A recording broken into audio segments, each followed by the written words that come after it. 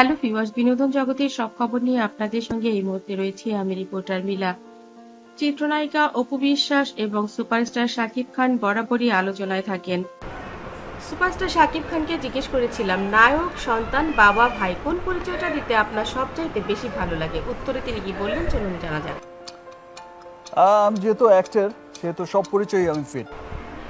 মায়ের হাতের কোন রান্নাটা আপনার সবচাইতে বেশি খেতে ভালো লাগে? আমার মা সবকিছুই খুব ভালো রান্না করে, স্পেশালি বিরিয়ানি। আজকেও খেয়েছি। আপনার ছেলে আব্রাহাম খান জয়ের কোন দিকটা আপনার সবচাইতে বেশি আকর্ষণ করে? আব্রাহামকেই তো টানে।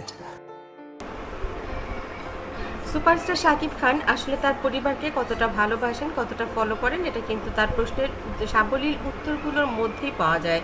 শাকিব খানকে এতগুলো প্রশ্ন করা হয়েছিল, সেদিন কিন্তু খুব সাবলীলভাবেই তিনি উত্তর দিয়েছিলেন তিনি তার মায়ের হাতের বিরিয়ানি কতটা পছন্দ করেন। মাঝে মধ্যে চিত্রনায়িকা অপু বিশ্বাসের হাতের বিরিয়ানি তিনি কতটা ভালোবাসেন সেটা কিন্তু অপুর কাছ থেকে আমরা জেনেছি অনেক সময়ই। আবার সুপারস্টার শাকিব খান তার মায়ের হাতের বিরিয়ানিও ভালোবাসেন তার সন্তান আব্রাহাম খান জয়কে আমরা তার নিজের মুখ থেকেই শুনলাম। এই যে একটা পারিবারিক যে সময়, এই পারিবারিক বন্ধন, এগুলোর আসলে খুব বেশি প্রয়োজন একটা মানুষের জীবনে। ব্যক্তি জীবনে তিনি কি সেটা জানার জন্য তার দর্শক এবং ভক্তদের যেমন রয়েছে অনেক ইচ্ছে আকাঙ্ক্ষা, তেমনি কিন্তু তিনি তার সিনেমা জগতেও দাপিয়ে বেড়াচ্ছেন পুরো সময়টা। আমরা জানি যে তুফান সিনেমাটি করে সারা পৃথিবীতে তাক লাগিয়ে দিয়েছেন সুপারস্টার শাকিব খান। তুফান 1-এ আসলে রয়েছে অনেক কিছুই, কিন্তু সেখানে কোনো গল্প নেই এমনটাই জানা গেছে। শাকিব খান এবং তার পরিচালক প্রযোজকের পক্ষ থেকে জানানো গেছে ওটা ছিল মাত্র সূচি। আমরা তুফান 2-তে দেখতে পাবো আসল গল্প এবং সেখানে তার আসল কারিশমা দেখা যাবে।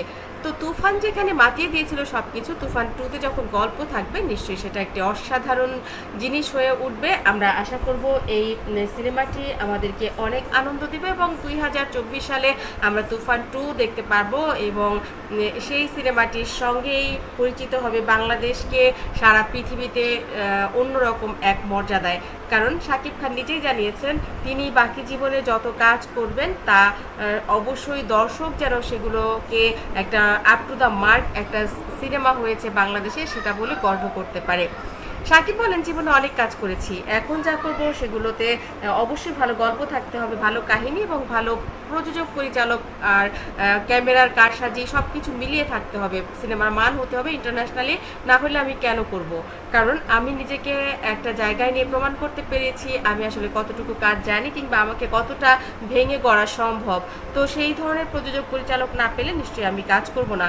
হ্যাঁ, এমন একটা কাজ আমি 2025-এ করবো, সেটা হয়তো বা এজে ফিল্মস থেকে, অর্থাৎ অপু জয় ফিল্ম যেটা তার শাকিব খানের পুত্রের প্রোডাকশন, অথবা এসকে ফিল্মস থেকে যেটা শাকিব খানের নিজের প্রোডাকশন।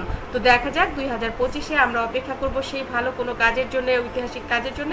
এছাড়া 2024-এ কিন্তু তুফান 2 থাকছে হয়তো বা শাকিব অপুর সঙ্গে আরও একটি মজার কোনো সিনেমা, যেই সিনেমাটি তাক লাগিয়ে দেবে সারা পৃথিবীর মানুষকে। আশা করছি এই সিনেমাগুলোতেও আমরা শাকিব অপু দুজনেরই সমন্বয় পাবো এবং দুজনকে কোথাও না কোথাও আমরা একসঙ্গে জুটি হিসেবে দেখতে পাবো। কারণ শাকিব অপু জুটির চাহিদা বাংলাদেশে রয়েছে এবং তারা আবার এক হয়ে কাজ করতেও যাচ্ছেন। আমার চ্যানেলটি ভালো লাগলে লাইক, কমেন্ট, শেয়ার দিন। পরবর্তী পর্ব পেতে সাবস্ক্রাইব করুন।